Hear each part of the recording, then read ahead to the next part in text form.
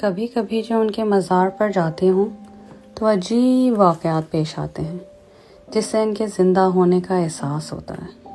ایک رات اذان فجر کے قریب میں نے خواب میں دیکھا کہ حمید مجھ سے کہہ رہے ہیں، خانم میں آپ کے لیے بہت اداس ہوں، اٹھو اور قبر پر آ جاؤ۔ معمولاً میں عصر کے وقت مزار پر جایا کرتی تھی، لیکن آج صبح ہوتے ہی میں مزار کی طرف چل پڑی۔ گلزار شہداء کے قریب ترین دکان سے میں نے گل نرگس کے چند پھول خریدے اور ایک ڈبہ کھجوروں کا۔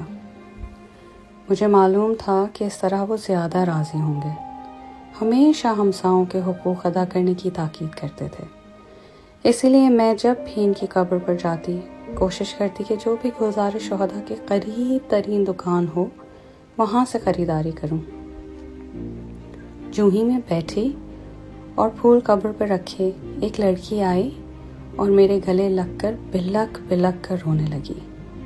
اس کے آنسو رک ہی نہیں رہے تھے، وہ بات بھی نہیں کر پا رہی تھی۔ تھوڑا سنبھلی تو اس نے کہنا شروع کیا، میں نے سڑک کے بورڈ پر آپ کی شہید کی تصویر لگی دیکھی تھی۔ میں نے شہید سے کہا، میں نے سنا ہے کہ آپ لوگ پیسوں کے لیے جاتے ہو، شہید نہیں ہو۔ میں آپ سے وعدہ کرتی ہوں کہ کل صبح آپ کی قبر پر آؤں گی۔ اگر وہاں آپ کی زوجہ سے میری ملاقات ہو گئی تو میں سمجھوں گی کہ میں غلطی پر تھی۔ اگر آپ حق پر ہیں تو اپنی طرف سے کوئی نشانی دکھائیں۔ میں نے جو خواب دیکھا تھا اس کو سنایا کہ میں تو غروب سے پہلے اکثر عصر کے وقت ہی قبر پر آیا کرتی ہوں، لیکن رات حمید نے مجھ سے چاہا کہ میں جلدی مزار پر آؤں۔